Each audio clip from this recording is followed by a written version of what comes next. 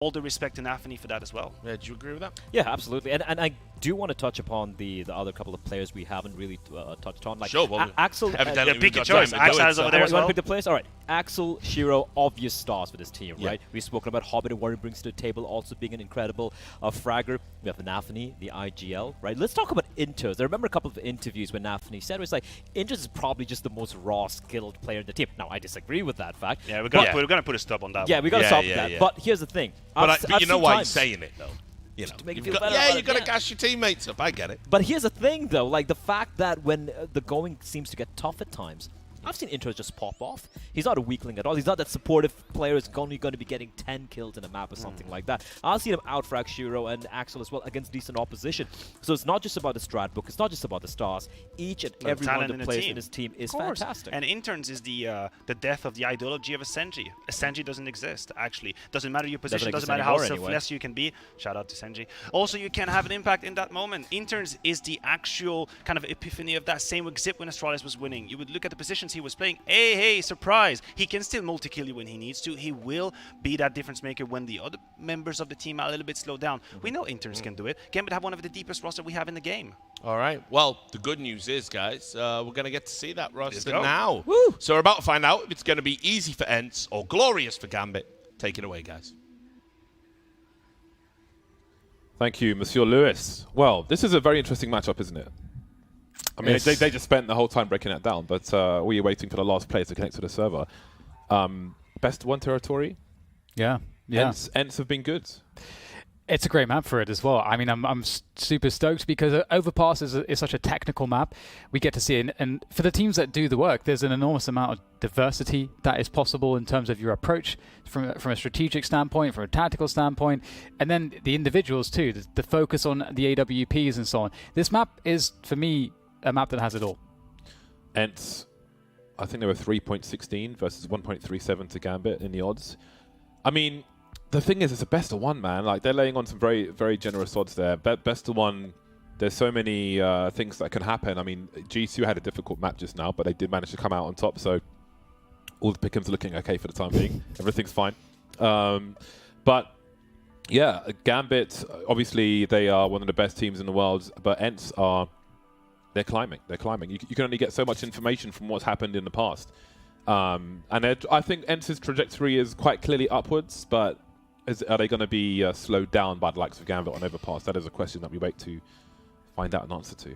Yeah, they were ENCE another one which was it was difficult because with the pick'ems, that is. Because obviously that's an important thing everyone cares about. For me, it was like very difficult. Do I put them in or like over a FaZe, over a Heroic? I didn't even put Heroic in my top 8, which is interesting. Me neither. But the thing is, like, the pick'ems are tactical, you know, so it's not like you don't think they're going to qualify necessarily. You just, like, basically... How can I guarantee myself? Yeah. You should put the people who are most likely to qualify in the bottom, not in the 3-0. Because if you put, like, NaVi in your 3-0 and they drop a map, that pick is useless for you now. So, which I learned, you know, in a challenger stage. So I put NaVi down the bottom of everyone else because they should qualify. You know what I'd love to see stats on? If you looked at if you just took, like, HLTV rankings, right? And you just put all the highest ranks in the bottom, and then put, like, I don't know, the next highest in the 3-0, and then whatever in 0-3, like the lowest rank or whatever. I wonder how often that would get you past, say, the first 2 stages, like, statistically. But you really have to, like, when you're doing predictions and so on, you really have to look at form as well. But, you know, in, like, the month before a major, it can be hard to see all the form in the world. Like, people were playing that Betway tournament, playing Train and Cash and stuff, which doesn't really tell you too much, obviously. Also, like the levels of experience of the team and players versus the occasion. And it's interesting because we're in a spot on today where it's everybody's first game. So for a lot of teams, the pressure obviously is not going to be as severe as if they're in like that 2-2 scenario or something. Yeah, something like that. First game of the stage. So they still have lives left. And, you know, if you're looking at an ENCE, a team that's already really warmed up, I feel like this is the perfect storm for them. Again, it's a great map for them. Obviously, Gambit's a great team. They're also, I think, as they were mentioning on the desk, very studied team. So, you know, people understand, you know, pretty well how Gambit plays. And for ENCE, it's a newer team on the block. So, again, I feel like there's a lot playing in their favor to facilitate an upset. Whether or not we'll see one is another question, but there's a lot of ways I can see that it could be a possibility. Yeah. Still waiting for that last man to connect to the server from Gambit. Just 25 minutes behind. But that's, you know, I guess that's why they wanted like minimum teams moving around and so on, because it takes so long for people to get set up, especially if you've got like really weird monitor settings, like you're playing some potato 4x3 low res. It can cause problems sometimes. So we shall see how long it takes this last man to get onto the server. But yeah. Okay. So I've just been told it was a monitor problem. So I imagine that it was exactly what I thought it was in those low cents, because those. You feeling better about your pick'ems now? Those can cause issues. Do you know what? It's never been. I think in the later stages of Berlin, it was difficult, but I feel like it's never been so scary. But it is really interesting because it gives you such an investment. Yeah. Into these matches. Definitely. If you remember the lounge days, where all the Asimovs in the game were basically being put on matches and so on, that was fun. Like what we would do before, you know, like commentators weren't allowed to do things like that anymore, explicitly, obviously. All the skins you didn't want, just the junk skins that were worth like 3 cents or something. You just use them for that. Yeah, that's but it true. would give you an extra investment. That's true. That's true. In the matches, which was really fun. Yeah, but this is a great way because, you know, those diamond coins, man. Yeah. The trade up journeys with stuff that was rubbish, and then maybe you get a few good calls, and then yeah, that was a lot of fun. I definitely agree. But operating term was banned, of course. Well, not banned, but obviously it's not allowed. I need that diamond coin. I need a diamond coin. Triple diamond would be like maybe the greatest achievement of my lifetime. That's why we need the signatures in the game, James, to make up for the fact that we're not allowed to partake in other ways.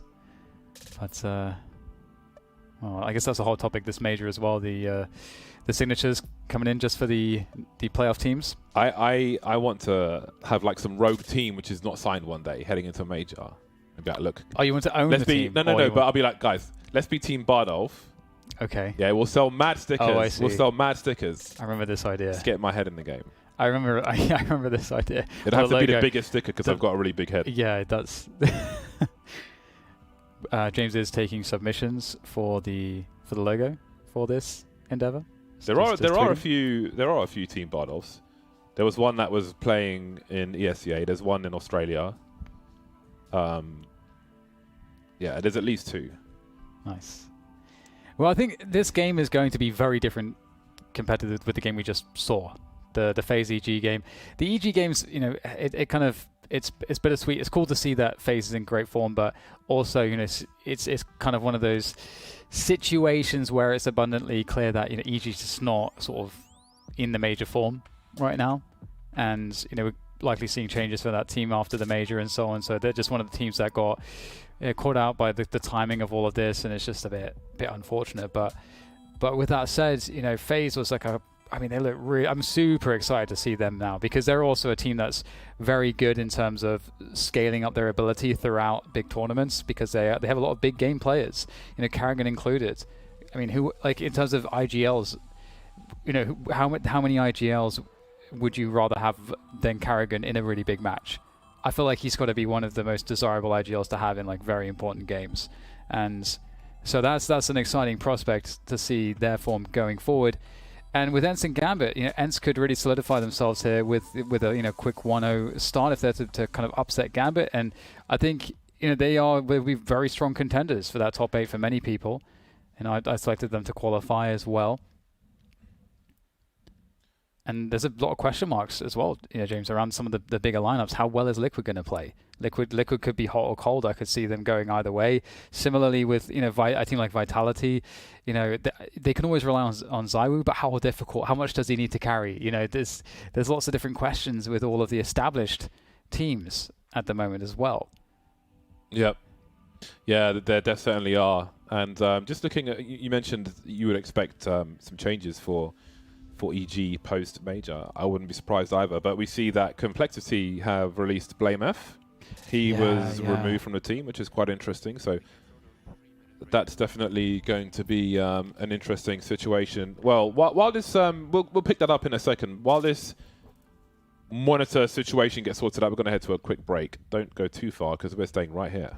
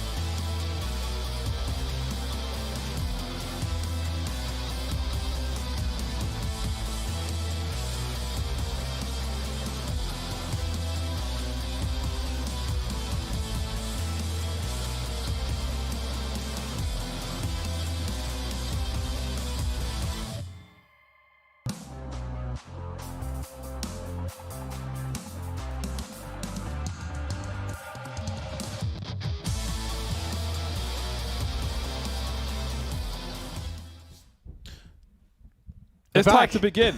Indeed, we are back. Everyone's on the server. The game is about to start. It's starting right now, actually. Let's go straight into it. The pistol round has begun, if I'm not mistaken. Let's get into the game. ENCE versus Gambit. We begin. Best of 1 territory. We are on overpass. There is a nice... you can jump on one of those cylindrical thingy-majiggies, those sewer things where NaVi is standing for a nice angle. Cog. It's not a cog. Anyway, a nice angle towards a short position. Don't see it too often these days, but it does exist, and it's a good one to know. Have a look at that hair. That hair is on fleek. I don't know what that means, but people say fleek, so there we go. Good job, good job.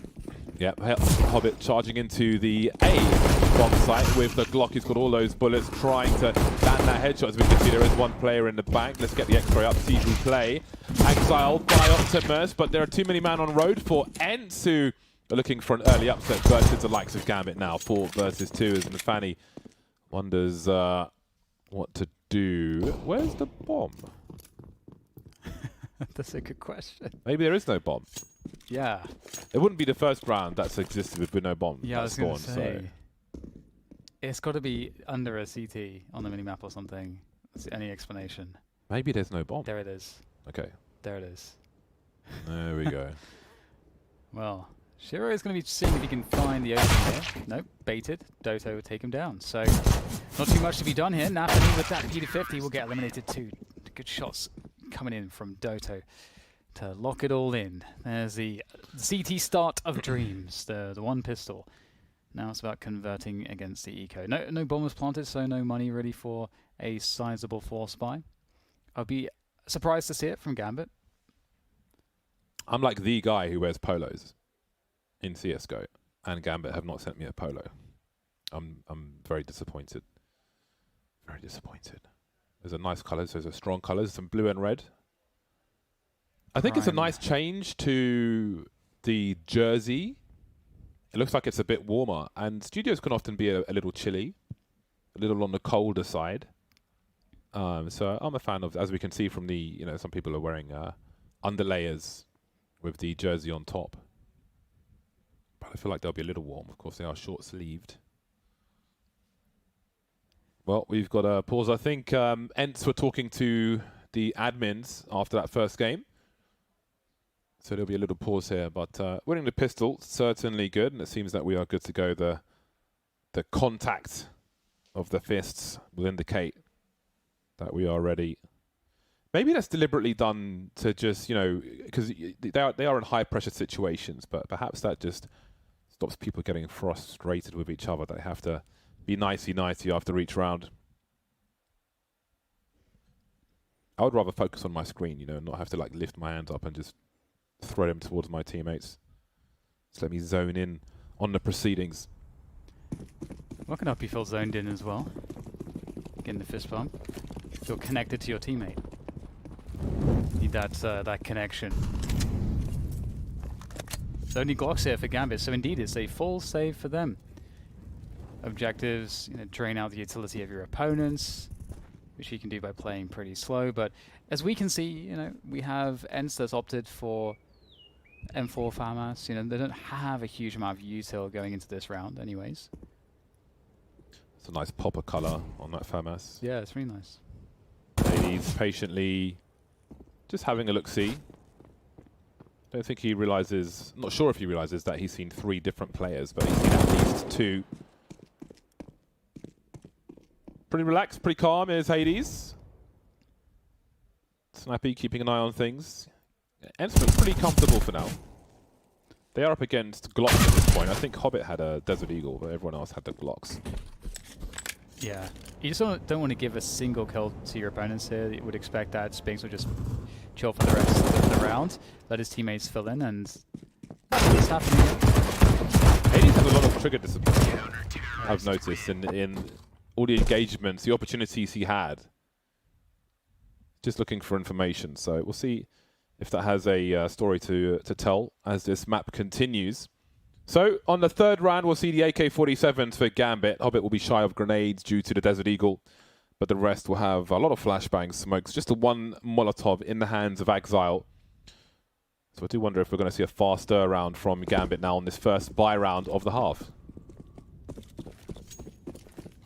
Yeah, full util basically, more or less. Only Hobbit to not have everything. And ENCE are 55. they get the H-Unit onto Shiro, but otherwise, other than that, they're playing somewhat passively here for control. Both Hobbit and Axe are looking after Monster as well for now, and of course we've got the bomb there as well on Inters, so the expectation is to finish on that B site, but they have presence towards A as well. Good opening pick from Hobbit, though, found deep on a Monster defender. That is a huge win, and that's going to force Snappy to actually make a play in Connector. They've got to get something back in their courts, and it looks like, oh, how was he alive? Snappy somehow able to actually back out of that one. Unbelievable. I have to assume Shiro is looking at the radar or something, because it's inexcusable otherwise not to get a kill there. Crazy. That is a huge opportunity for Gambit to make it 5v3 and really shut down the round. And one plus is just that they didn't get a huge amount of information. As far as ENCE are concerned, it could still be a B play. It could still be, you know, a Monster play just as well as an A play. They don't really have vision on most of the map. So that's the one plus. And okay, we'll see Hobbit finding a way to finish off Snappy. Yeah, and ENCE at this point may want to stack a bomb site. They'll hear flashes towards A, but 3 versus 5 with Dihar pretty low.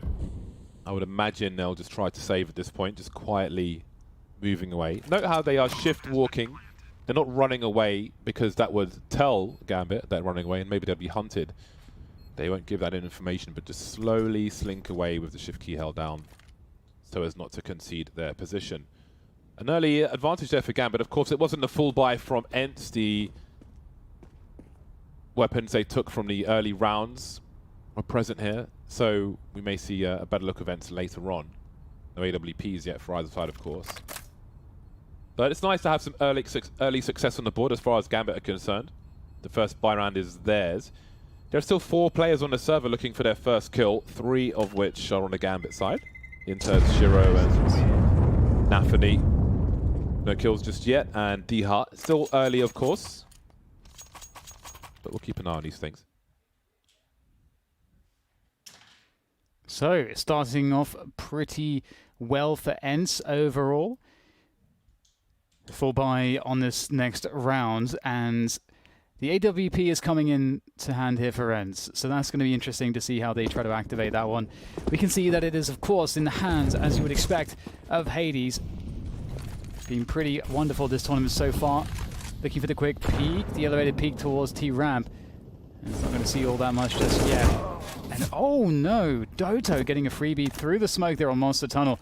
I was about to say that is where the emphasis is here for Gambit in this round, around this Monster position. And with Suez control as well, look how active ENCE are. This is great to see from them. And Gambit have nothing on the map right now except Connector. Yeah, going back to the Challenger stage, I think this is a good proactive example for Movistar Riders, for example, who are a bit too passive in their overpass and taking control of the map and really limiting what Gambit can do. They find themselves in a 4 versus 3 now. ENCE still with control of the short B position. Doto sees the flashbang coming, but still eats a little too much of it. That will give Gambit some map control now, although Snappy will try to creep forward with no warning, no flashes, no nothing, and as an important kill for him. And he knows that one of the remaining 2 players at least is outside Monster as he sees that Molotov land at the barrels. So that's a lot of information for ENCE, which will make Gambit even more scared. Yeah, I really like how Snappy was playing that, just trying to use the sound cues, understanding that they just killed his teammates, so they've got to clear positions. Maybe he can catch somebody mid-clear, and that's exactly what happened. And now I'm just resting on the B site with 2 players. And they have Spinks, who's pretty close to A, so they're just setting up for retake on A. Oh, unfortunate. That's the bomb down as well, which will certainly be a huge sigh of relief there for ENCE. They know everything now. And Shiro is so far away from the action, unable to really have any impact here now. I wonder what the plan was, considering the time and where Shiro is. Yes. With the molly on short by the bomb carrier. That's... Yeah, I don't know how they connect up to kind of play off of each other. I'm kind of trying to work it out too. Not really sure. Yeah, but like is he throwing a molly and running up connector maybe or something? I don't know. Well, 3-1 for ENCE. Gambit are in a position to buy once again. Inters could drop an AWP and be helmetless. We'll see. 3 players haven't bought just yet for Gambit. Hobbits picks up an AK. Still waiting for Inters to make his play. Yeah, so far so good for ENCE. It's nice to see early proactiveness. No AWP for Gambit after all, as you can see. But yeah, the proactiveness from ENCE with map control and so on is good. We're in for a competitive game of overpass. I think people are expecting quite a lot from Gambit at this major, and you do wonder if the pressure may play a part in things, but we'll have to see. Very early stages here for this game, though, not this major. Yeah. Full buy again. And again, you know, Gambit's trying to stick towards the B side of the map early on, but they're not really looking for early sewers control. But I'll hold that thought. We might have an engagement here for NaVi, maybe sort of defaulting, you know, slowly poking and prodding around long, as well as Party, and Spinks being so ready by the boulder could cause some problems. Might be a timing for him. Gambit walking through Monster now onto the B site. And, I mean, there are players here. Doto in the water is going to win that battle, and there's more players to go. He's got to try to delay this one. Oh, great job so far. Doto! He's been traded out, but it's a 2v3 here. It's doable for ENCE. Yeah, bomb falling back a little towards Monster, just in case. You can see Spinks is on a very long rotation. And Gambit may slow things down now, which may not be in their favor, as they don't know what the climate is with the remainder of the players. You can see Hades is posted up, so to speak. But generally, you'd want to stay on the left side of that pillar from the T perspective, with an AWP in an ideal situation, holding the right-hand side. May see the likes of that from Simple later on. Well, bomb planted. They still don't know where either player is. Spinks coming through from the back, and Shiro can focus on that. They are set up now, ENCE. NaVi's got short, so Shiro can focus, although he's looking towards CT as well. Spinks making his way through. Now he's eating the flashbang. The multi-frag is here, and now NaVi finds himself in some trouble. Playing the off angles, avoiding the flashbang. Oh, what is he up to now? They know exactly where he is. Trying to avoid. That bomb is pretty far taken. There's actually no cover. There's no meat shield, no nothing. NaVi just trying to waste time as best he can. Gets the final kill as well. See if he can grab an AWP. No, just the AK, and he's going to die anyway. But that is a round for Gambit. Yeah, really surprising. You know, ENCE had a smoke, a flashbang. They had utility to shut down that short position, but opted to just try to go for the stick. See the slightest frustration there with ENCE. Yeah, that I think they definitely felt like they should have won that one for sure. That 2v1. Yeah, what's going on with the lack of cover on the bomb diffuser? Yeah, it looked very disconnected, didn't it? They weren't really sort of playing together there, and the person going for the defuse was the one with all the util as well. Yeah, the smoke, the flash. There it is, noise cancelling headphones again. I have those in my bag. Those are good. These, I don't know what these are. These are the 4 esports. No, the in-ears. Oh right, okay. All right. Well, here's the replay. Just no coordination there. It seems. Yeah. Like why have I got no cover? Why is there no cover for the bomb diffuser? It's a very good question. And but again, if you're going to mess something up, do it early. Do it in round 5, not round 25. Well, there's still time to do it in round 25 as well. Certainly is. A lot of flashbangs for ENCE. They've got some M4s as well, and they will be aggressing, trying to make something happen. They had a lot of rifles, though, but maybe they felt like that wasn't enough, trying to make the flashbangs work out. Spinks has an opportunity, although it dwindles a little as NaVi gets deleted, and Spinks is soon to go as well, which leaves Hades in a 1 versus 3. The money's together, the bomb's not planted. Seems he was considering it. Maybe he still is. He doesn't have a kit. I'm not sure if there's one around the site. Got to be careful about running in this position because beyond this wall on the left, a player in connector would hear him run.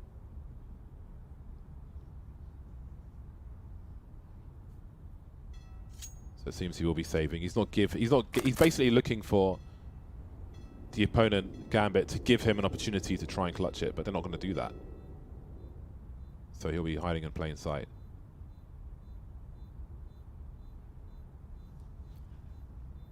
Yep, this round. Oh, he's doing it with no handstand. I know. Yeah, so I've been watching it the whole time. Yeah. He's an octopus. So many limbs.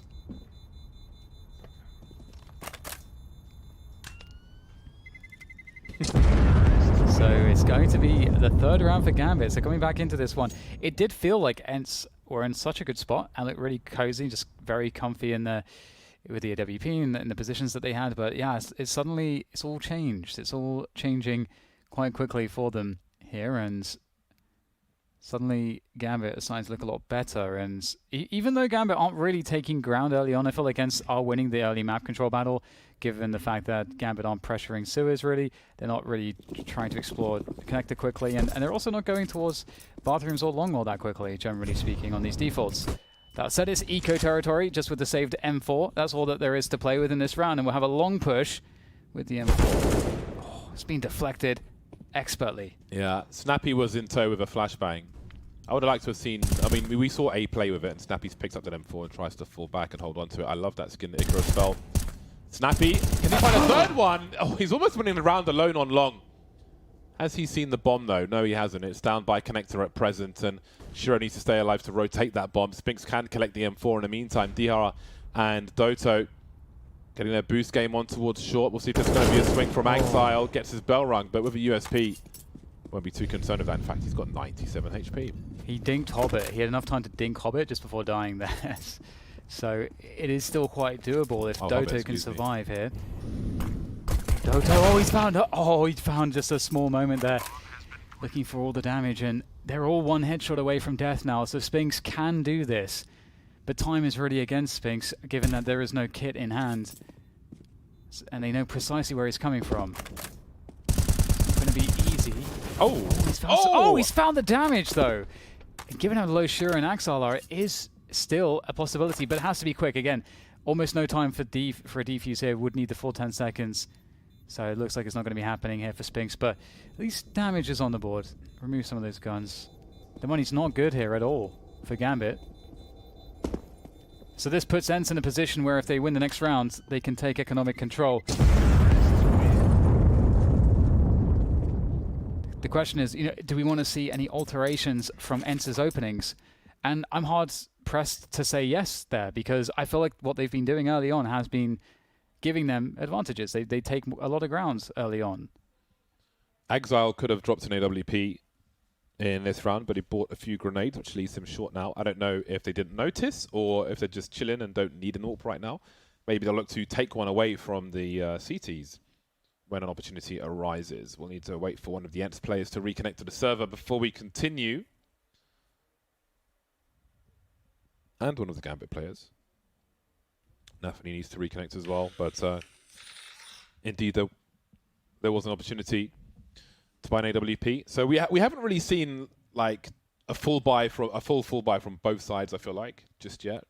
Not quite. No. I want to see the full output. Yes. No. Exactly. That's what I'm looking forward to as well, which is why I'm sort of trying to understand what adjustments we may get going into the following defaults. Because so far Gambit's been very passive, and ENCE is kind of getting what they want at the beginning of the round, and that's the thing that's not so encouraging about what we're seeing from ENCE so far, is that they're not converting off of that super well at the moment. However, what is really great to see is, I think you highlighted this, is that, and I think you used an example, maybe it was Spirit possibly not being sort of active enough on the map on the CT side, and ENCE is really good at that mid-round reaction. So if something happens as a pick somewhere, they immediately are thinking, what is open on the map, what space can we take, and how can we sort of be proactive and take initiative. That's a wonderful sign for ENCE. But as we go back into the round, we can take stock of the buy here, and you were mentioning we haven't really seen a proper full buys yet. We have a MAC-10 in play here by Exile. No AWPs present at all. I think this is a very deliberate MAC-10. He had the best spawn into the B bomb site, and it is going to be a fast one. He had money for 5 AKs, but that MAC-10 can run and gun. And he can create space for his team, but Diha's going to take that space away. Running out of bullets eventually. That HG is going to do some good damage, which means they are one-shottable now with these silenced M4s, and Snappy will be looking for that. Finds an angle on Shiro, and he really holds things down here. The fast play has not worked out for Gambit. And again, we spoke about the economy already. Inters with the AK-47 left in a 1 versus 3. He has time on his side. Yeah, unfortunate round for Gambit. I think the fast timing through Monster makes a lot of sense, given that ENCE have been reasonably passive, but they have been more active around the sewers position. So had it been the case that they would push sewers, early timing, then Gambit get through Monster, get onto the site, and they've isolated the defense quite effectively. But their gamble did not work out in that instance. But as you say, Inter's 1v3 has the bomb in hand. He's found his way up the A long position and might be able to get a plant here, especially if he gets a good timing onto Hades, who is playing front bathrooms right now, or back bathrooms, I should say. Is there a spot here? No, not visible toward Divider. Inters must surely hear the stepping. Oh, good headshot, but there's the trade from Hades from bathrooms, and that is so important. And that's going to be 4-4, ENCE tying things up. And unfortunately, again, we mentioned it, the economy was not really all that stable for Gambit, so they will be saving in this round, and then should be back to winning ways.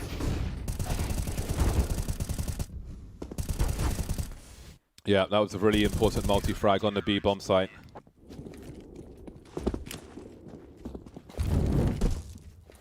Early molly on T-ramp.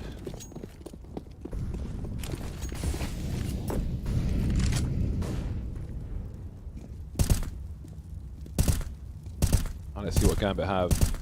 Gone for the force buy here with the Galils and the AKs. They're playing the same kind of setup as they are in a lot of their defaults, actually, where they have a 3 outside Monster and then 2 kind of working towards the A side of the map early on.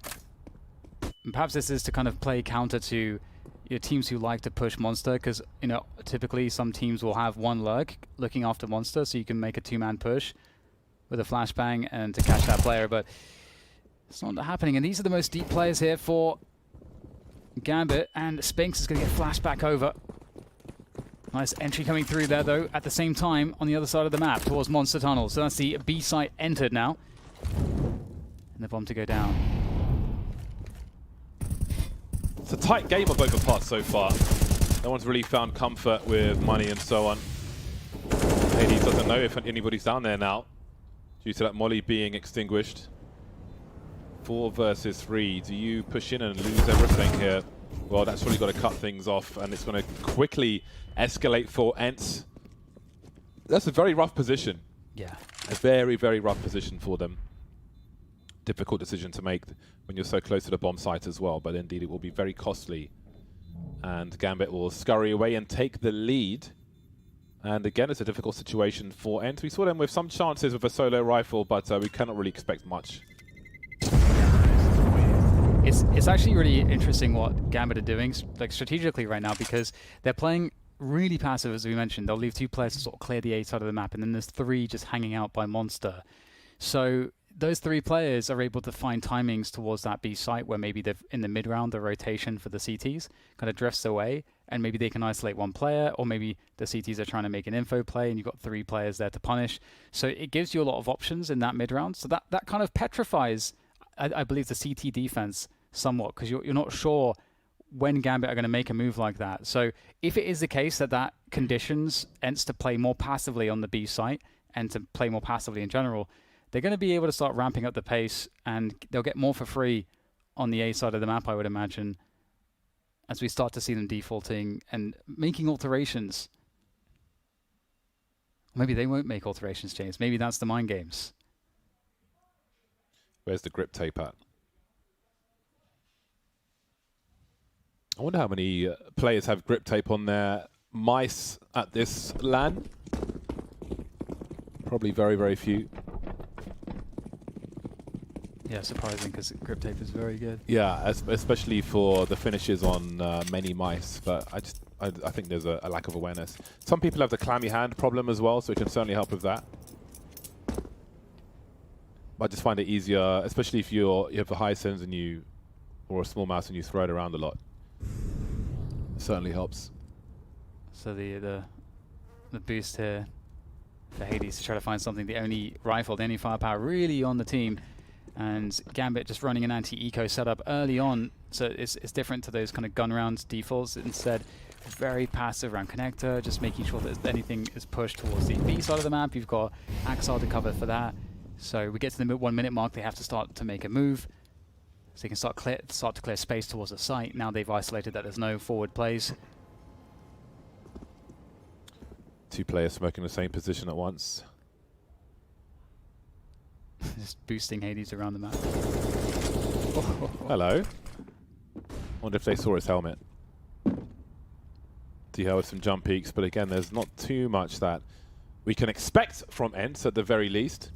Very methodical from Gambit. Look at the utility. They are giving them no space to breathe as they get a very easy, uncontested, essentially, bomb plant thanks to their brilliant use of utility.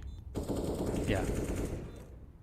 Yeah, you have to know your advantages and how to play them effectively. And so, like, for any super top elite level team, you can't be dropping the ball when you have rounds like this where you have massive advantages. You got to understand the best ways to approach those rounds. You can't do the same thing every time, obviously, because then a team can kind of counter-strat you on the fly.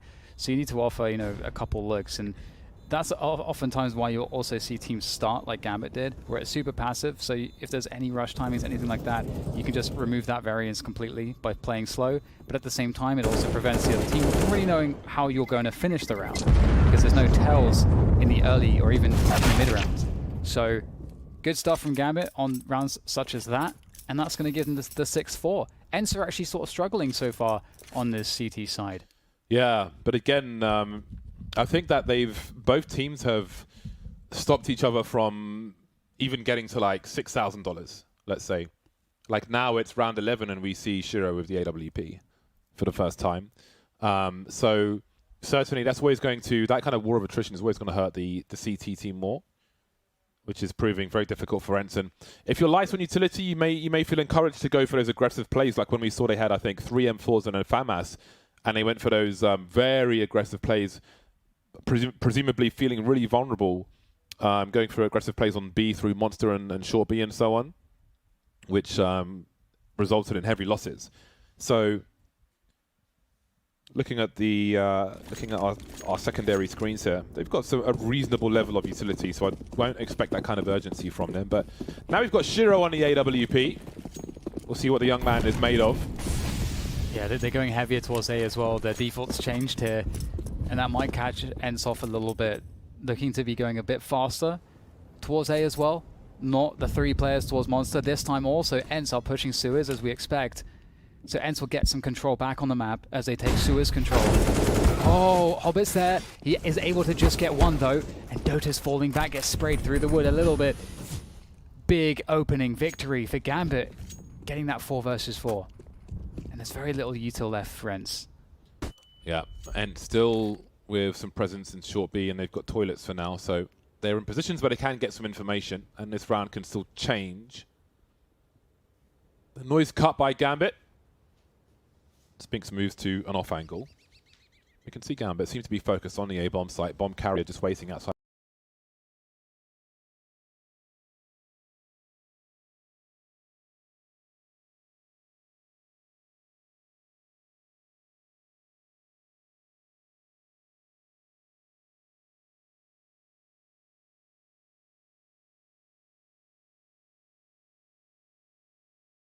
Creep up and catch Spinks off guard, and now they're just creeping through the smoke on long as well, so there's going to be a lot of problems here for ENCE very, very quickly. Hades will soon go down as well, just edging forward to hide from toilets, not realizing that they were just standing on the site as well. Completely outmaneuvered ENCE. Gambit just creeping and creeping like a spider in the bathroom, Dan. Yeah, they're doing a great job. They're doing a really great job.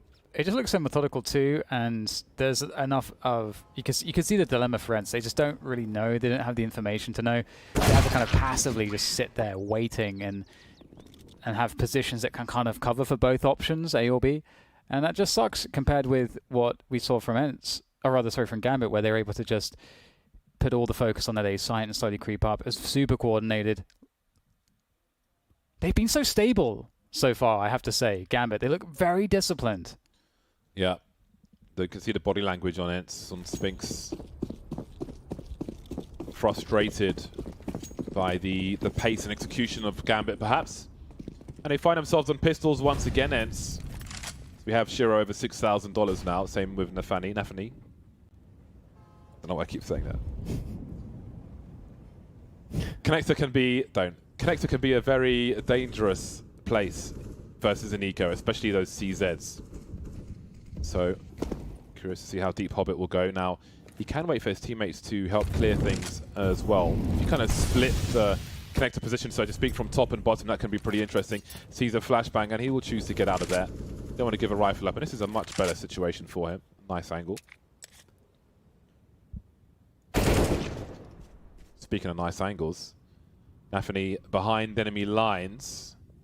We have 2 players stuck in connector for the time being, but they can escape through short B, but they'll have to rotate. Doto with the 5-7 on the site, trying to do what he can. A headshot, but not close enough for the one shot. DHL will try to move into position with the Desert Eagle now, as Inters is waiting, and he'll finish NaVi off and reposition to bank. 4 versus 3 for Gambit, as they are still needing to catch up with their teammate Inters, who's just trying to stay alive and stay careful on the bomb site. Yeah, some stepping there for Inters. Oh, wow. Full expectation, but it's Dihar with the snappy Deagle headshot. And maybe there's more to be had here. Just working from the back of Dice eventually. Will be surrounded, though. And Snappy has the 5-7. It's not looking good in this engagement, of course. Not too much to be done. Gambit with another plant. And looking to just grab that 8th round convincingly. Yeah, this is death by paper cuts for ENCE. Some nice 5-7 work from Snappy. So maybe we will see an increase in the 5-7 over the Desert Eagle in the Legend stage at the very least. Challenger stage, we saw a lot of Deagle attempted. I feel like in the previous map we saw more successful Deagles from Breeze than we maybe saw, generally speaking, in the matches we casted in the last few days. Yeah, definitely. Yeah, it's big half so far from Gambit, and it may just get even bigger because we haven't really had much in the way of signs of life from ENCE so far. I think it feels as though they're kind of getting just sucked into Gambit's playstyle, and they don't really have a way to... that we're not really seeing good counterplay against Gambit's pacing. Gambit just kind of playing slow, keeping things methodical, and we don't really see any wrenches thrown into what they're doing by ENCE. Well, now maybe is the opportunity. Hades will have the AWP again. He has the worst spawn for A, though.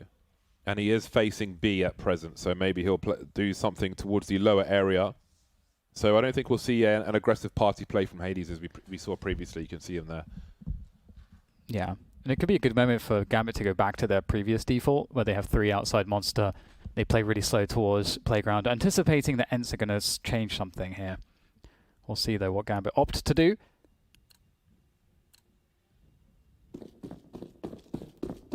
Yep, so Hades is going downstairs. And there's a big focus from Gambit towards the B-bomb sites as well. Actually, Spinks will take an aggressive angle around Party just to throw some grenades, and he will chill. Doto again will be pursuing the short B position. Ooh, NaVi will be punished by Dihar. Down he goes, doesn't see much of anything, and he's dead. So it's a great start for ENCE. Again, they've been prioritizing the short B position, and that will certainly help them as all of Gambit are outside Monster. And Hades says hello, so this is proving to be a very difficult round for Gambit indeed. Yeah, it's really interesting because, you know, they don't go for anyone towards the A side of the map. So they were basically waiting for a moment, a timing, to just rush into the B site in the mid-round. Perhaps in response to ENCE leaving some position on B in favor of sewers, possibly. It's hard to say, but it's 3 versus 4 here for Gambit to recover. Definitely recoverable. And they've cut noise insofar as like there's enough time they could have rotated back to the other side of the map, or looking for the timing, and it's going to be a full punish from Dihar. Axel trying to win the battle against the orb there actually is going to be successful somehow. Yeah, that gives them a chance because there are still players upstairs for ENCE, which means they may have equal numbers on the B bomb site, but how can Gambit know this? The flank is coming in eventually. This has got to be a good angle for Dihar. The crouch pick from Axel, he's just faster. And now we're in a 2 versus 1 as he's traded by Spinks.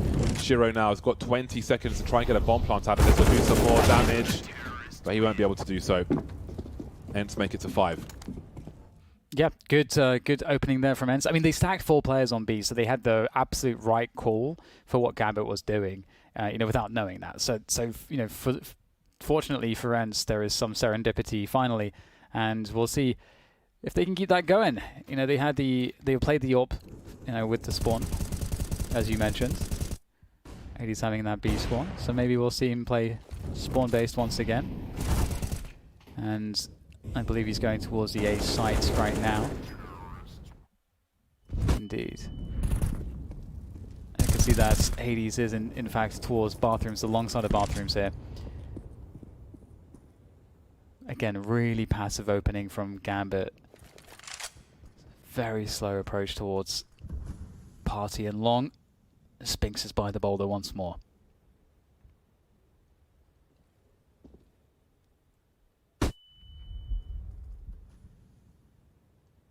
Spinks wants to fight.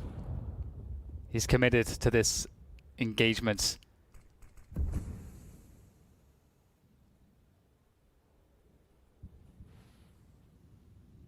Gambit really just not giving the info. Very few sound cues.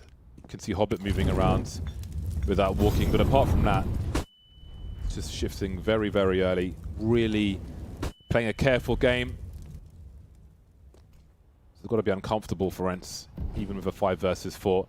Spinks is starting to flank now, but actually, you know, with Hades by the toilets area, that's a lot of information for ENCE very quickly indeed. Now see that nobody is here, and this pretty much confirms that everybody's going to be towards B-bomb sites again, which means that ENCE can start to visualize, they can be expectant, putting down the smokes to cut the site in half already. Doto trying to avoid as much as he can. Hobbit now with a pop flash. Naglar's going to make his way forward, actually. He could find 2 from this, almost, but not quite. Diha holds down the map control. Very important frag for him. Hobbit's here to eliminate Snappy. The numbers game will overwhelm on the site, but Hades still has some angles, and Spinks is coming in from the back. Yeah, Hobbit's been tagged down to 8 health, so this is so doable here for Spinks. That element of surprise, his teammate goes down, but there's still solid opportunity here if he can just get a free pick, especially on the water player, the healthy player. Here goes Spinks, rounding the corner, the angle's being held. It's a better position for Inter. Spinks still wins it, knows precisely where Hobbit is, goes for the tap, and he's waiting, and he's so quick. And there's plenty of time for Spinks. ENCE pick up one more round, making it to 6. Again, great proactive play. ENCE figured out the information, the flank from Long, the player at Divider, gives them all the info to get that flank at the right time. Last man standing wins it, and we move to the last round of the first half. ENCE keep the score close, 6-8 of Gambit, which is a pretty good side for pretty good half for Gambit so far. I think 8 rounds, not too shabby. These are both strong teams. Yeah, definitely, and especially on the T side as well. And it has been very cool to see Gambit's pacing, their very quiet approach, like you were mentioning.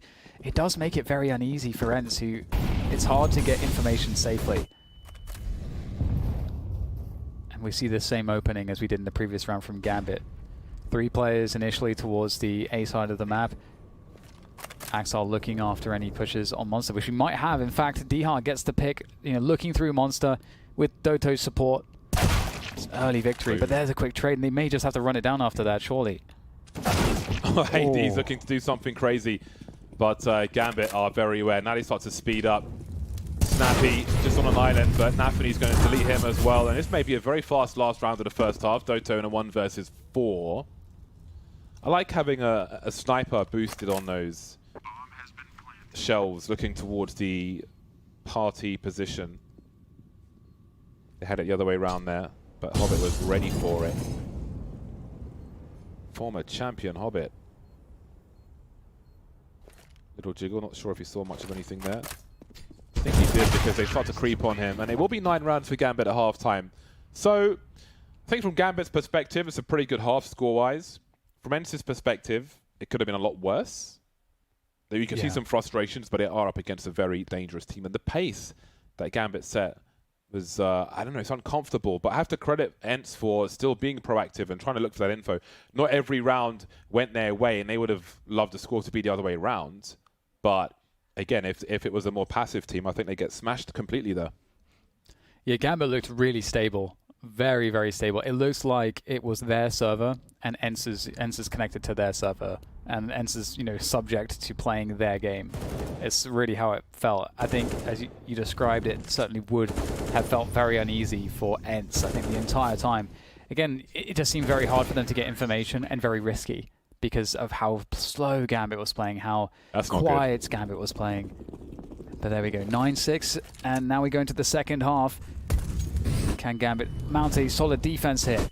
But the smoke on the balcony immediately. Shiro is completely blind. Beautiful chain flashes coming into the B bomb site. ENCE trying to do what he can, as is Hobbit. Fast headshots, leaving it a 2 versus 2 now. ENCE on the site. Gambit shifting, repositioning. No kit on the final 2 players, and ENCE are on the hunt, it looks like. They are going after them, and Hobbit's going to engage 1v1. Has a very, very quick look, 20 HP for him. He can't really go up against the Glock spam. He has to really be careful, but ENCE are looking to go past him. And this has become very interesting, this pistol round. Spinks is walking back into the angles of Hobbit. Too many angles for him to deal with, which will leave Snappy in a 1 versus 1. He needs to try and isolate these fights now. He'll put himself in a deep position. Got to land that headshot, though, but it'll be Exile to do it. That could have been anyone's, but it's Gambit's. Yeah.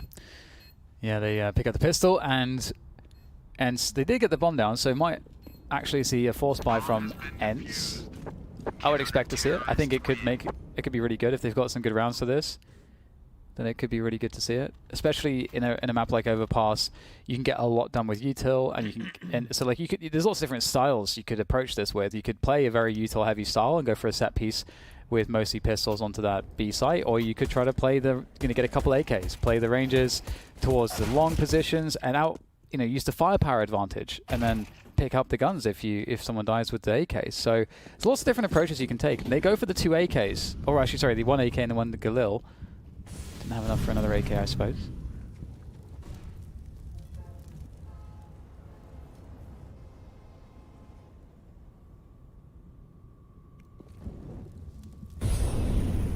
Exile being real careful. Had a few sound cues there. But you don't want to outstay your welcome versus these pistols, especially a Tech 9. Very dangerous affair. And this is where the fire rate of your CT weapons can really come in handy. Really want the faster fire rates versus, well, in a round such as this, versus the pistols. Yeah, it's only Hobbit that doesn't have a helmet too. So that's pretty good for Gambit. Early AWP for Shiro. He has support from 1 player on long. He can fall back to bank though, because he has that security on the long, so I'll give him the space to fall away. Blind for now, and straight to bank he goes. Rotation will be required now, and NaVi is on the way. They're lining up though. Just Hades on that. And here is the lineup. NaVi looking for a third. Secured quite a lot already. Dihad trying to do what he can. AK, I'm sure, will be collected, and that's a comfortable run for Gambit, at least in terms of how many are alive and so on. Forced by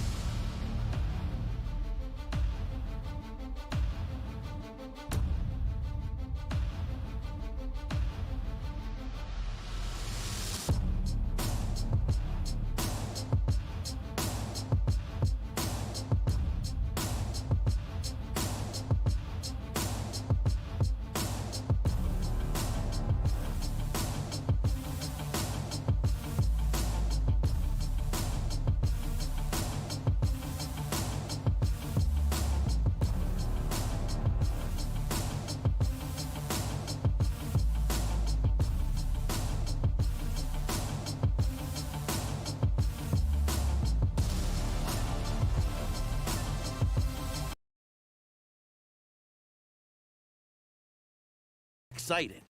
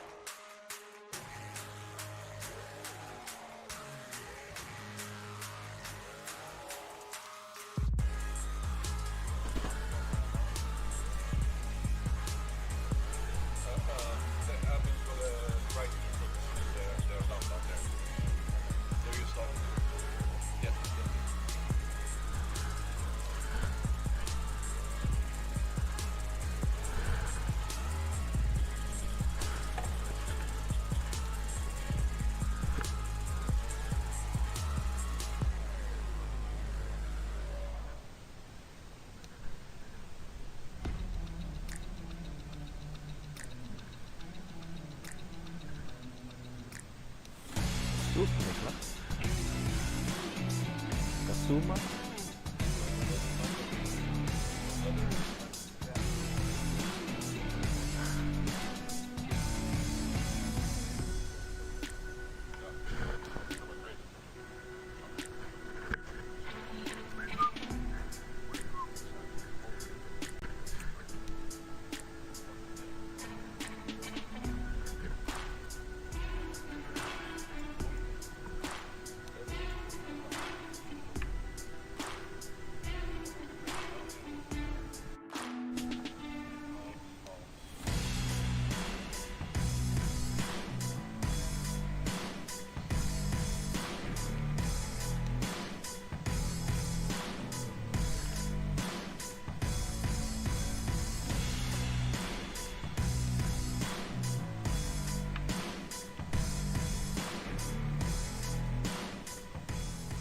B-Street.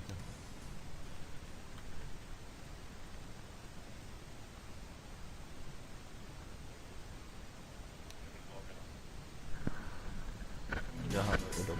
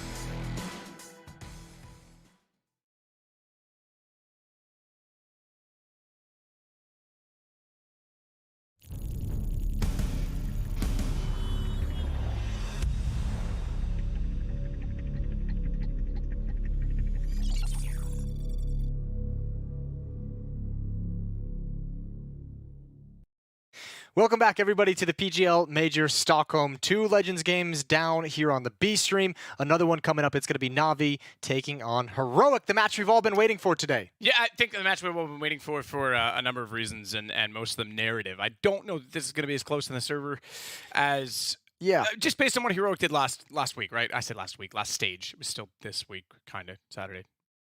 Don't worry about it.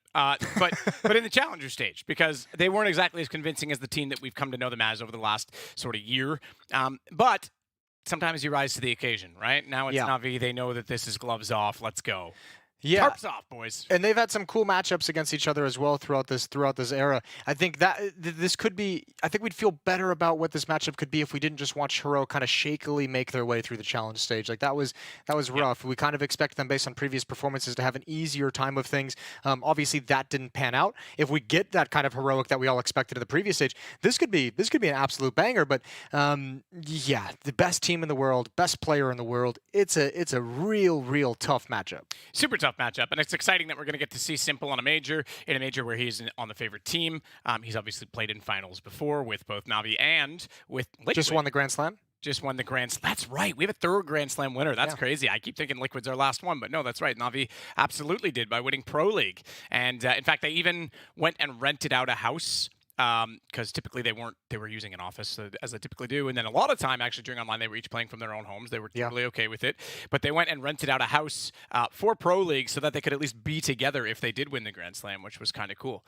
So they did win that. That's absolutely true. But you're right. This is the next challenge. You've won a Grand Slam. That's great. Liquid won one of those too, but Liquid never won a major, and Astralis has 4 of those as well as a Grand Slam.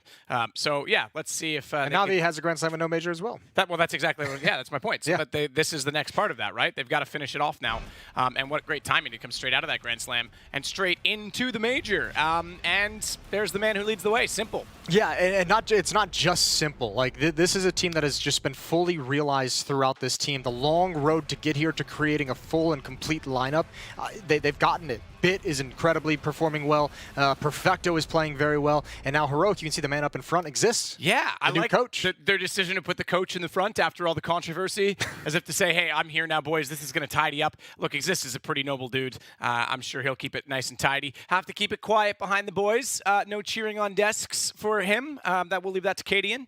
But this is doesn't strike me as Exist being much of like the cheerleader type. He never was he? He's very Swedish. He just sits there stoically. And not get right Swedish. Swedish.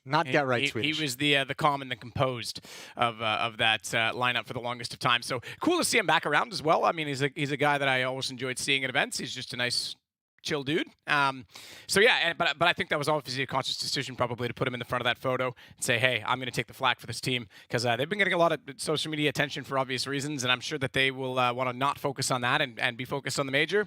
And Exist will certainly help them keep that in mind as we look into the players getting set up in the play area. That's, of course, in Stockholm. We'll be joining them on Wednesday, flying in for the arena portion, as we see Cadian doing the most of the talking in the pregame, making sure they're ready to go. And I imagine that Exist is still new enough that, yes, Cadian is going to be doing most of the pregame talking still. I think even when Exist gets a little bit more comfortable feeling in this team, I still feel like Cadian is going to remain that kind of emotional center. And look, whatever you want to think of him and his kind of the presentation he brings to being a player in this team, it is important to have a guy like this who just gets everyone together and gets everyone hyped up and emotionally on the same page and gets everyone feeling a little bit good heading into this matchup. And they're going to need it. There's going to be a lot of struggle in this, no matter how well you play. NaVi has all the tools to overcome any obstacles. They have incredible players. It goes very, very deep, about 4 players deep of players who can just take over games throughout a stretch. And Boomich obviously even providing a lot as that kind of 5th player.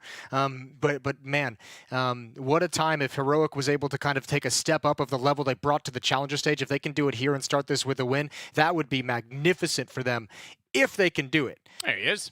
There's the man. Yeah, and you said it right off the bat, as I was saying, the man that leads them simple, and then we see him looking relaxed and ready to go. This is no longer just simple, and that was something that this team was becoming victim of for quite a while, that they just couldn't get that second firepower. We constantly look to Electronic. It'll be him. It'll be him. He's going to do it. He even said one year, I can be better than Simple. I will beat him in the HLTV top 20. Yeah, that was way back. Yeah, and it didn't really happen, but he does have that skill. He can be there, but it just wasn't consistent enough. So now they've got good structure. They also have Blade, who's a very structured coach behind them, and they've got enough young talent. It's such a different NaVi, and they're still chasing that first major. I mean, you think of the legends they had, Zeus, Edward, Flamey was even in there for quite a bit of time and was a young player in his own right, but they just had so many guys that were around Seized, Guardian for so long. I think the beauty of Electronic, obviously everyone knows the skill he brings to the table, but I think the beauty of him within this team is the fact that he willingly has that star, he has that star potential and star skill set, and he willingly takes like a back foot and is like, I don't mind stepping aside and giving some of these younger guys maybe the positions they'd want, maybe positions that are a bit more high profile, putting them in positions they're comfortable in, and I'll be the one to adapt it, and I'll be the one to make sure that I'm able to elevate their gameplay, and I'm the one who's able to activate those guys to get into this game. And man, it's been a long road to get here. A lot of criticism on Perfecto when he first joined the roster, a lot of criticism on Bit when he first joined the roster, but when those guys caught on and when they kind of finally started to latch in and feel comfortable and feel confident, it's just elevated this team to a whole new level. Everyone on NaVi looking happy, sitting down and ready to frag out. It's a good point. Yeah, I think both those players did have a bit of a slow start. I think Bit even more so than Perfecto. Perfecto kind of had the benefit of coming in sort of in a period in time when they were still hot. They were still coming off the back of the lands. I did say a number of times heading into the online era, the COVID era, that NaVi was the team that was robbed of their era, that it was their time, that they were finally hitting that #1 status and ranking in the world with good consistency. They're robbed, robbed of the opportunity to establish that area. Exactly that. They were just hitting that form and then boom, gone. And it's lovely to see that they've been able to sustain that sort of level of play throughout the online portion of this sort of Counter-Strike history that we're writing, but also that they're ready to go again for this major, because it would be fitting, I think, in some ways that they're able to come out of it and at least go back into pretty much where they left off. Well, yeah, that's kind of the context of this major for NaVi, is that next step to being considered the next era that we've had in Counter-Strike. It's been quite some time since we've given one of those over to a team, an unofficial kind of statement, but that's certainly what they're chasing after, although keeping it small. The goal of the team itself is probably just winning the major. Get Simple his first major, take that trophy, and then we'll see where the chips fall from there. But that's kind of the grand scheme of this event for NaVi. Is they are, I mean, Simple being the heir apparent, you know, NaVi being the heir apparent to the next era. They just have, all they have to do is kind of reach out and take it in a sense. They are going to be the heavy favorites. They're going to be favorites in all their matchup. They're going to be favorites to win the whole event. They're going to be favorites in the playoffs. I think that's where the narrative of this major is going to become who stops them, who's going to be the one to shut them down, who's the team that stands in the way. And for a lot of time, it looked like it was going to be Gambit that came up out of arguably nowhere. Rich will tell you that his simulation, the bot major that they put together, was able to foretell the future, and that was all. I say that jokingly, but also that was actually done by data and statistics embedded into the game, and actually did, when they won the bot major, did actually hint something to us. So maybe there was some truth to that simulation that they put that through. But nonetheless, yeah, it seemed like they were going to be the ones, right? But there's still that question around them. Obviously, Hobbit is a major winner. He's the guy that leads the team. I think Hobbit's an incredible player. He's one of my absolute favorite players to watch play. But they've got young players on that team as well that don't have a lot of LAN experience, and you're going into a major. That might be a factor. Yeah, they got some earlier this year. It's about how long is it going to take for that little small amount of experience they've been able to gather. When is that going to click in for them here at the major? And again, that feels like another team that might have to play into this environment and start feeling a little bit better. But certainly that is one of the teams that you would put up there as a potential to be able to prevent NaVi from taking that crown. We'll see if Heroic can do it. This is a pretty dangerous matchup, and this Heroic team, despite some of their struggles in the previous stage, certainly going to be coming into this match supremely confident in their ability to take a BO1 against NaVi. I kind of want to, yeah, definitely a best of one. I kind of want to elaborate a little bit more on that thread, though, that thought pattern. Who else can stop NaVi? Because I think, yes, Gambit, we've identified one. Maybe Heroic in this best of one. I don't see them maybe necessarily winning a final or winning a major over them should they go head-to-head with them. NIP, maybe, if Device goes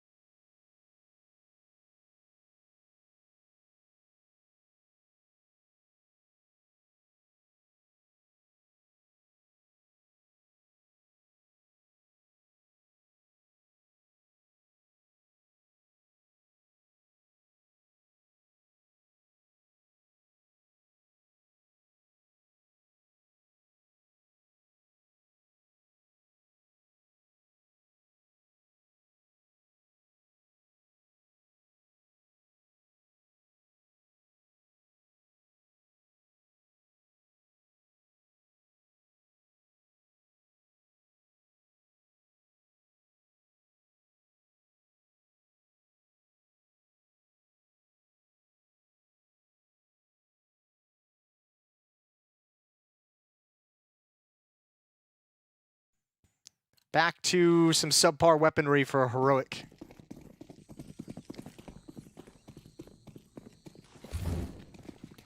So Stan this time back over with his team toward the ramp. They want to go quickly with the subpar, as you say, weaponry. We saw the Tech 9 Glock do a massive amount of damage, but Electronic is just menacing in middle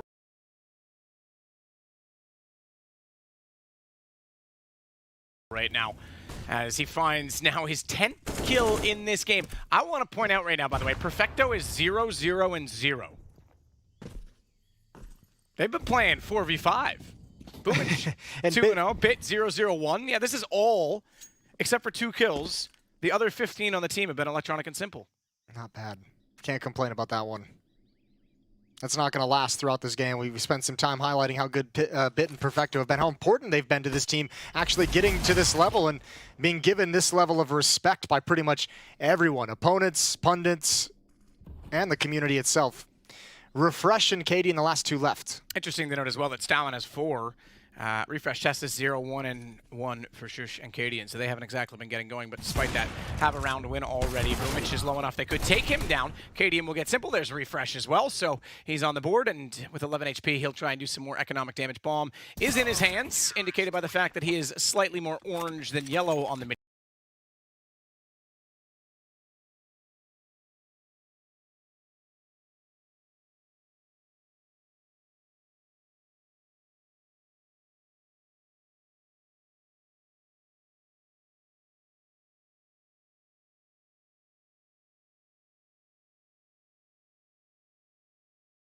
Mini-map, just need to go with that. So what's the call for the AWP? They're going to split this into 2, okay, so 2-3, but one whole box. But they are at least putting some effort into the Yikes. B side of the map. That's a missed Molotov, I believe. Yeah, I didn't see where that one came from, but it certainly slows down the play. Look, I mean, look how the fast play early from NaVi. Look how slow Heroic is just to take A tunnels, which typically is a default T-spot. And Simple's gone wide, talking about that big box. You said we'd see this from some of the other teams, especially, I think you even mentioned NaVi. When they get here, G2 is another. They'll play wide. They'll play right into that hallway. Also, yeah, I mean, this is also just partially, it's a not a ploy, but like a little bit of a setup. Simple being mobile around it. They just saw him over at the B-bomb site at the pillar in the previous round. We got that stunning triple kill. Now he starts out over at the A-bomb site. So he's trying to establish him being mobile so that Heroic cannot call based on his position. And also with an AWP in that position looking so deep, it allows the rest of your rifles to be very mobile in how they want to rotate. And Heroic shifting away from Simple across the map. And even he's going to start backing off and cheating away. They're going to leave Bit all alone in Donut to hold down any kind of late fallback to that bomb site, any kind of information he can gather in those A halls. But it's going to be the B bomb site that's under attack. And NaVi playing retake. Cadian working his way in with that AWP. He's the one with the bomb. He'll plant it. They go for the short side plant. Perfecto's figured it out because he heard no action toward the pillar, but a good response. Stowen fires back through the smoke, takes him down. And that was as much as good as a guess as anything because there was no tracers. And Cadian now watches directly toward that back lane. He does not know, though, that Electronic has already gotten in that position. So a second one in that spot, but pretty tiny little narrow corridor. Should be an easy shot for him. No mistake about it. No utility to move Cadian away from the bomb. And I think, interestingly enough, they're going to call this early. 4-on-2 makes sense. They don't have a ton of money built up despite this 4-1 lead, so we'll get another round for Heroic. Yeah, I think they actually were going to call that save no matter what in that 3v4. And Electronic, as you mentioned, just tucked into that corner the whole time, couldn't get out. Heroic's 2 entries on that bomb site come through that same exact smoke to that back corner. In fact, all 3 kills taking place in that position. Cadian picked off Boomich right as the smoke plumed. I didn't get a chance to see if Cadian saw a glimpse before that smoke popped, but follow-up was an AK spray. And then Electronic trying to exit at the end, and that's an easy one for Heroic.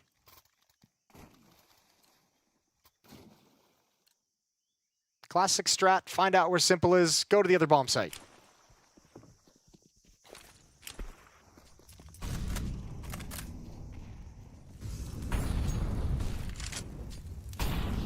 Refresh extinguishes the molly that's quickly put out toward the boxes. He'll hold it off knowing that there's very likely going to be pressure, but this is going to be a pretty quick A hit, or at least contact play, and it's going to be straight contact, no utility down. They know they've gotten this far, but that leaves Bit backside donut hallway. He's going to take down Shush, and Electronic trying to spam through connector will rotate inside pillar instead. Simple forced off the angle, blinded. And Tessus is going to get the bomb plant. Safe. One flashbang left for the Heroic side, but it's on Refresh, and he's on a big flank. There's a timer on this. Boomich is looking for it, but if he takes his attention away just once, actually even Simple is kind of looking for it as well. He wants to go find this. Refresh not moving yet. There it is. There's an easy shot for Simple. Not an easy one for Cadian as he doesn't land on the second. He did get Electronic down. That was back towards CT connector. Stowen on the boost spot, however, has two. He's got Bit down as well. Smoke, he's above Perfecto. He didn't see it. He's tapped it. He's off it. He's trying to stay away. But Simple's so low on HP, they have to go find Perfecto. It's time that's going to matter. He's going to go for the defuse. The knife's going to come in, and he swipes once, hits him, and that's enough to scare him away. And even though they're both low on HP, I think they're going to try, but fail on both accounts to get away and survive. Fool, what a weird round. That's a grinding battle for Heroic. I actually thought after Simple got the flank kill, they had a huge advantage. Good play from the boost up. To delay, to harass, to find the kills as they come into the bomb site. Heroic did just barely enough. A third round on the board. And a change of pace as well. As you mentioned, a contact play towards that A bomb site. Faster timing than what NaVi was used to seeing in these rounds previously.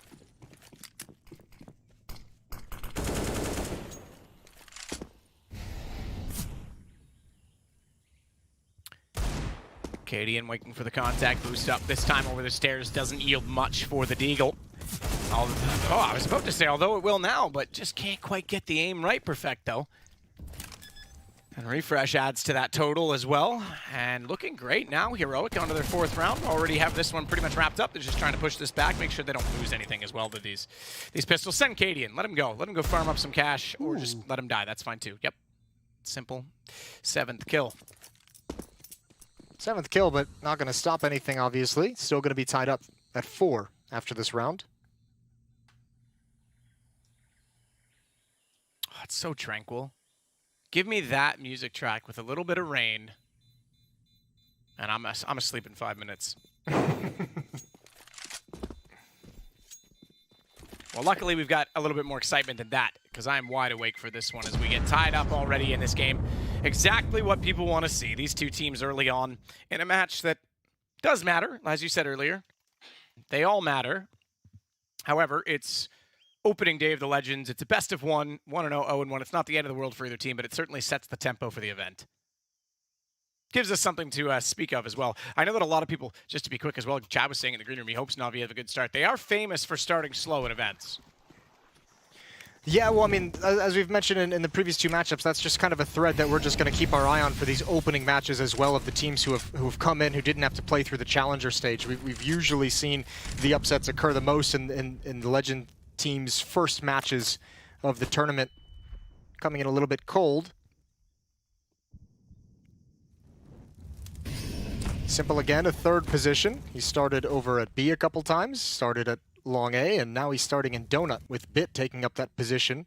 And Simple's going to get all the attention. He's going to get all the attention, but he doesn't get the first shot. Oh, I love that movement, trying to bait out the shots down, because Simple's so good at hitting people jumping around corners, but very good air control. And Testis will take him down. Shush has Electronic. This is them absolutely overrunning NaVi. Yeah. They might have to call a timeout, see if they want to go back to that aggressive middle, or if they've got to get something going toward the A ramp, because right now they're just getting caught out on the back lines, and the sites have just been attained far too easily. Perfecto wants to grab that AK, but I don't know that he's going to do very well with it. Round might be over.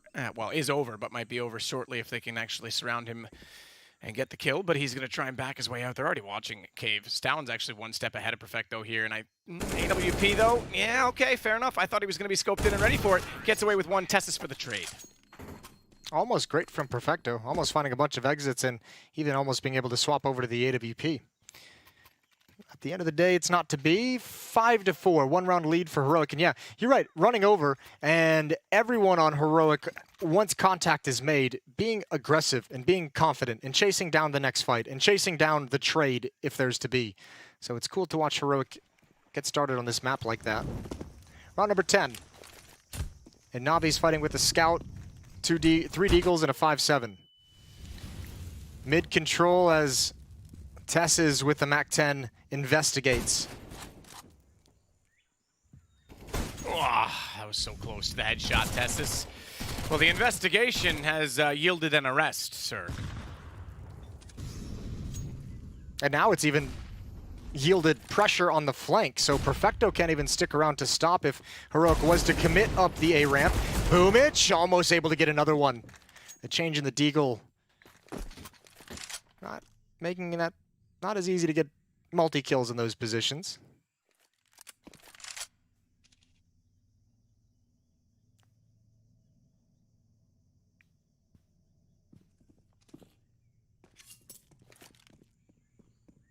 Perfecto holding the very tight sliver gap to allow Simple closer. 54 seconds, low HP on refresh. NaVi needs a round. Need to pull something out of this. Again, no weapons. It's not like they're, not way behind at this point in time, but starting to certainly feel the pressure and not getting the opening kills. Stown, meanwhile, going up with the AK, wants to just go for straight contact. There was a smoke to cover the stairs, as I'm sure many of you saw. Perfecto flashed off the angle, and the plant is the objective, and that at least achieved. Knows he's behind the pillar. Good spray down. Stowen managing to use the AK to slide underneath a Simple, and that takes out the immediate threat. The other two behind the smoke. I gotta look for exits. Bit's actually sneaking in quite far here. He's managed to get to Wooden, which means Cadian gone inside of the cave. That gives him an AK. Now no, Testis is going to be in front. Bit, he's got 2 kills because Perfecto started it off. It's Refresh, 10 HP on the AWP, but finds the first 10-second defuse. He got on it before Refresh could hear it, before Refresh was set up. I don't know that he knows he's there. Oh, he could have held that. No. He had that. He absolutely had that, but somehow, for whatever reason, Bit lost his nerve. I don't know if he would have. Yeah, I think he did. I don't think Refresh was going to be that quick to the peak. That's the question. Was Refresh going to walk up and actually take the glance? I'm not sure what got him off that bomb. If you're at that point, you might as well just hold the stick and pray. Heroic maybe getting away with one. There is a point, right? I get what he's doing, but you're past the 10 seconds. It's a 10-second defuse. You got 3 seconds left. You've got to at least be like, all right, I'm almost there. I'm almost there. I'm almost there. You commit to that. I'm so surprised Bit let go of it there. That's almost worth going down with the ship. Especially considering you're buying in this round no matter what. Oh well, that's one NaVi and Bit would maybe like to have back. Bomb and 1 player positioned outside of the A bomb site. 3 players from Heroic over at B. It looks like they might have called off that initial idea. Is that a -1 play for Bit? Do you know what I mean? Like the 1 in his name turns to a 0? Yeah, sure. I didn't actually know what you meant, but yeah, there you go. Now that you explain it. I'm interested to see what this is going to become. This almost looks like it. I don't know. They could throw a fake and go meet up and join up with the players outside B and maybe come in a little bit late. This could be a double fake as well. There's the creep up the ramp towards the B bomb site.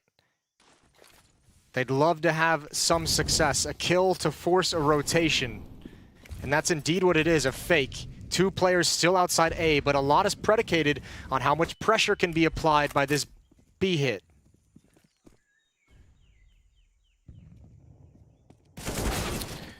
That's big. That's good on his effort. You're right. Test is down. It's been recovered immediately. Cadian's grabbed it, but they're not exactly getting away with possession on the other side of the map as well, as Shush now has ramp by way of getting out Boomich. But he found a kill in forehand, and Stowen was gone. So 21 seconds as they have to rotate this back over. Refresh will manage to get up the boxes, not get spotted from Donut, but Shush gone. And it's going to be very tight. If they have any chance at this, it's going to all come down to the player inside a cave. No, it's safe. It's safe territory. Yeah, there's nothing they can do. Cadian just looking to see if anyone's going to start creeping forward to go for a save.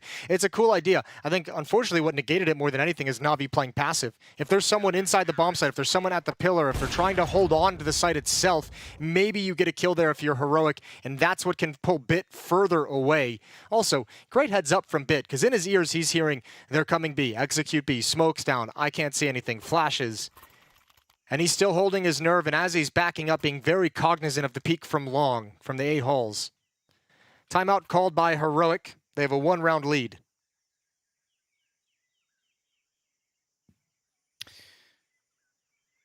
Well, it's close. That's what we could have hoped for. I wasn't sure we were going to get that after what we saw from Heroic in the first part of this event in the Challenger stage.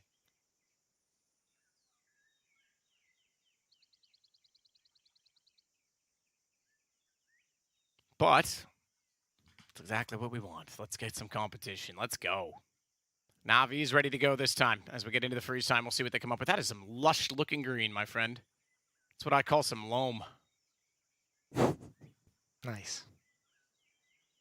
Although loam can also be brown with pine needles and detritus. But let's not get details about it. Woods in the forest. That's where I live now. A woodsman? Yes. Ooh, Electronic. Is he going to go peek over the flames towards mid? Aggression towards outside of the B bomb site. He's going to get neutralized, though. So much smoke. This would make this a very risky ploy. And Heroic going to flash through. They want to clear it, but no one's peeking from mid with that flashbang. However, this is still on a knife's edge. It's so... Yeah, Simple's not exactly in a position to be able... He has to trade. He's not holding it to keep Electronic out of it. And Electronic needs to get forward to the boxes or exactly that. I get what they're going for, but there's a timer on that, right? You can't leave your right side completely exposed with that much utility thrown toward the boxes. Not with Heroic playing mid the way they have. Good shot from Perfecto to take down Katie, but he found Boomich before that. I do think that was the timeout call, right? They wanted to get aggressive again. They wanted to not let Heroic get map control as they had been, but I don't know. I feel like that could have been... I think Electronic had to get a little more aggressive or back off sooner. He just didn't have options, was the big thing. Smokes in both directions. Bit is going to be called upon one more time. Simple can come through that smoke, but Bit has to provide him the opening, and I think he needed the follow-up. Simple's going to come through anyways, and they didn't expect it, but a little bit sloppy as he comes out. Took him a little long to find Tess's, and he couldn't calm it down and transfer it over to the second player. Perfecto left in a 1 versus 2. There's a kit down. There's 2 kits down inside the bomb site, and I think in this situation, if you're Perfecto, you go for it.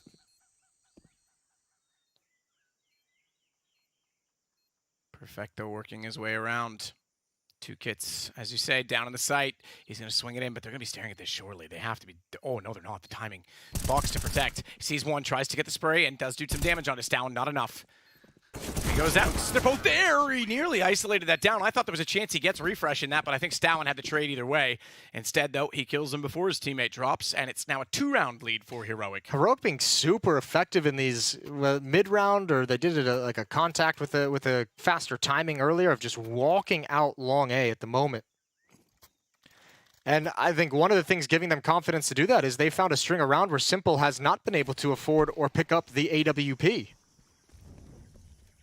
So we saw earlier when NaVi went on their little bit of a streak to start this game, Simple was very mobile around the map, playing the op from multiple different positions, and now that that's not a piece of danger, Heroic taking a lot of liberties with it and really taking advantage of the lack of an op on the NaVi side.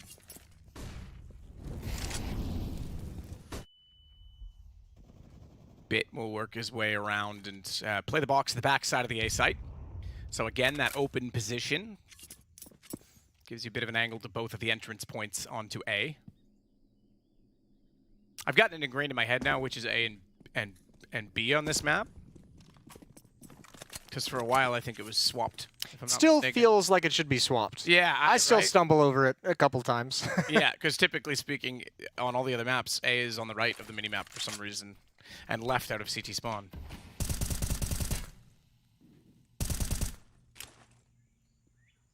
But I've come to terms with it, Jason. I can accept it now. I've accepted it. Yeah. 6 out of the last 7 rounds have gone to Heroic. In the 7 rounds they've won, they've gotten 5 bomb plants as well. Some of that has been the nature of NaVi playing retake recently, especially at this B bomb site.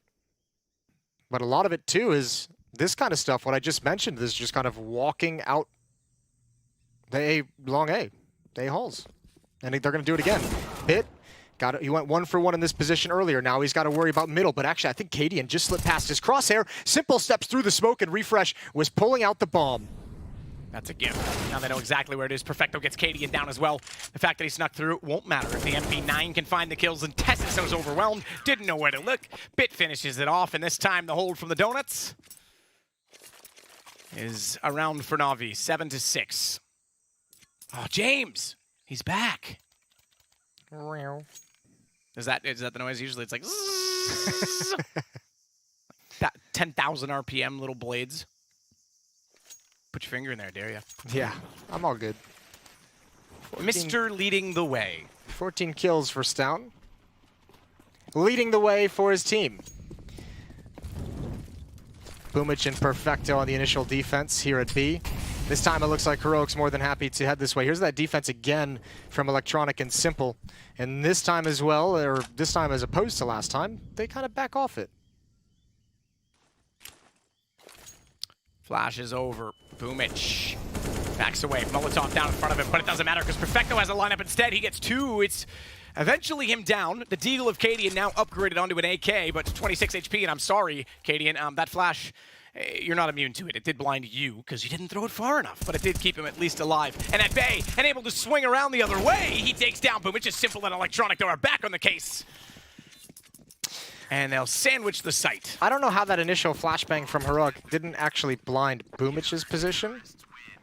It seemed like it popped perfectly to at least bother him a little bit, but his vision was clear the whole time. I don't know if that would have changed anything. Nice plant from Heroic. They're like the fastest translucent glasses ever, Jason. That's why.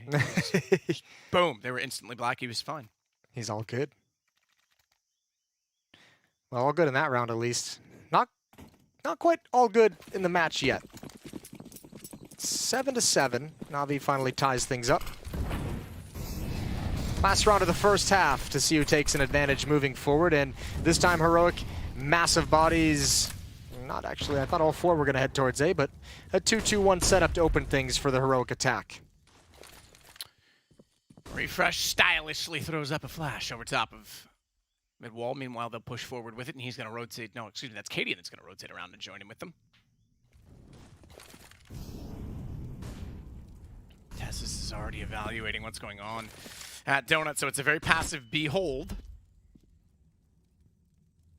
But what does B hold? Because right now there's 2 players there, but there's an already leading rotation, if you will, by Simple, who gets into the Palace. He's already got 1. The plaza position as he takes down Cadian in the hole, and it's going to be Electronic to find Stout immediately after. Shush still managing to make this level, but that nade from Electronic will find Tessus. Hold on, though. Refresh. We said he was throwing utility earlier. Now he's sneaking around, very sly in behind NaVi, and this flank could be everything. Perfecto's considering it, but what's the timing? Because every time he peeks, he has to look away, and when he looks back, all he does is face death straight in the face, and now Refresh. Which way does he go? Checks middle, but the bomb. It's still down toward A at Donut, so they want to wrap back this way, and with the hold at boxes, do they have enough time to run it all the way back over toward B? I don't think so. I think you're going to have to be pretty committed to get that bomb as well. And look at how much time they have to spend actually clearing everything. 20 seconds just passing on the clock. And yeah, at least NaVi's taken eyes off it.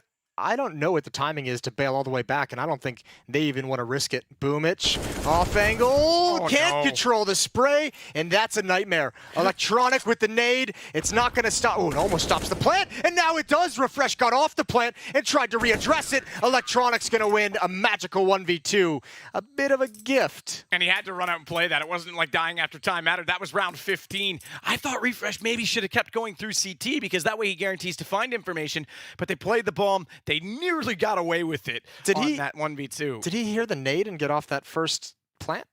I don't know if I don't know if he heard the nade or if he actually just wanted to adjust position for a post plant. Because I don't know if the nade actually had already left the hand at that point. Like, I know you're saying the pin, but that's pretty far for that small sound detail. Yeah, I'm not sure. Regardless, Bit did have the... Okay, let's see if we get it back. That was the first nade in the round. Obviously, he picks up another one there and throws it. Yeah, we didn't get to see it from his perspective, but I think he was actually just adjusting. I don't know. I'd have to see the timing of it again. Well, look, remember, there was that odd diffuse that Bit got off, the 10-second diffuse that he had down to like 2.5 seconds. So, you know, they're just giving each other some Christmas presents, some early Christmas presents. It's too early to talk about Christmas. Everyone calls me a Grinch for that, but come on, let's not get too excited too early, all right? I'll lose sleep over it. Stowen waits with the dualies inside Jaguar. Cadian alongside. He's going to fall back. He's got dualies as well. So there's 4 guns in that one position, but they fire one at a time. What if you could left-click for one of the pistols and right-click for the other, Jason? That'd be fun. Brrr, yeah. Really fast. You used to be able to bind it to mouse wheel up and down. That's tale as old as time. I don't even want to talk about that because... Turned it into a machine gun. Man, in COD 4, the Deagle, that's what people did, and they had to ban it. You could unclick the Logitech mice back then, and the mouse wheel would free spin, and you would just get 8 bullets or 7 bullets unloaded into you before you could even see the guy just dead. Okay, well that's banned. Awesome. That sounds fun. Yeah, don't talk to me about mouse wheel shooting, you little cheaters. I know who you are. I wonder if Rob Wiz did that. I should ask him. To the B-bomb site we go, and an investigation from Tesses and Refresh in mid. Oh, that timing.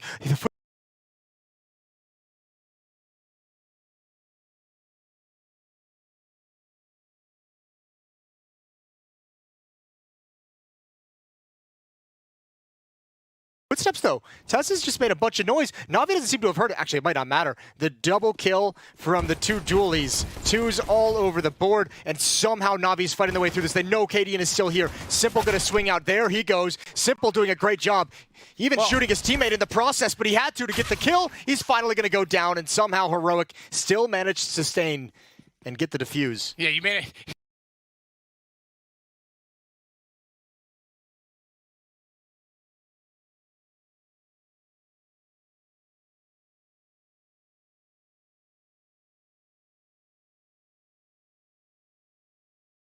Simple doing a great job. Oh, but actually killed Electronic. But you're right, he had to. He had to shoot through him.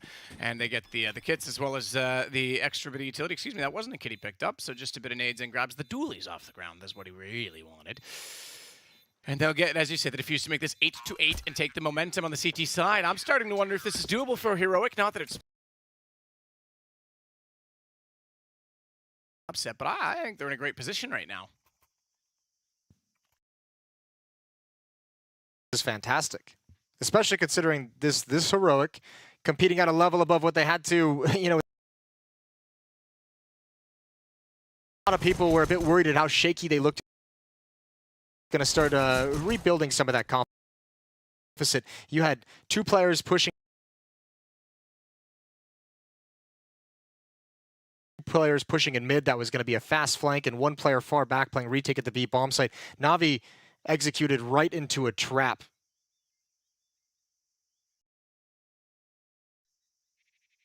Got a player drop from the server. So we're going to get a tech pause, tech timeout before he can rejoin.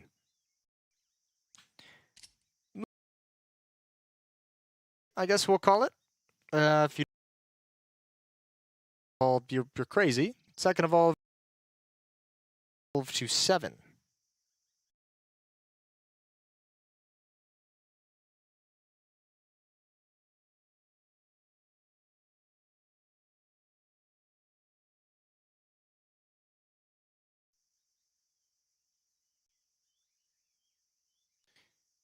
So this one should get underway shortly, but obviously tactical at this point. How are things going on the others? Crow, what would they have down there? I don't think Crow's in the jungle, but Parrots? I don't know. it was a pterodactyl, I know it. Had to have been a pterodactyl. I'm not a bird Lawyer? Is that what they're called? Like bird watchers are called bird lawyers? from It's Always Sunny in Philadelphia. Oh, I wouldn't have Bird law? Reference. Nah, sorry. All right, little update of what's going on in the studio. Jason had it up on his screen. I looked over, but Jason's feet were resting as he's his PC, and he accidentally hit the power button at the exact second that I tried to look over and give you that update. Yeah, that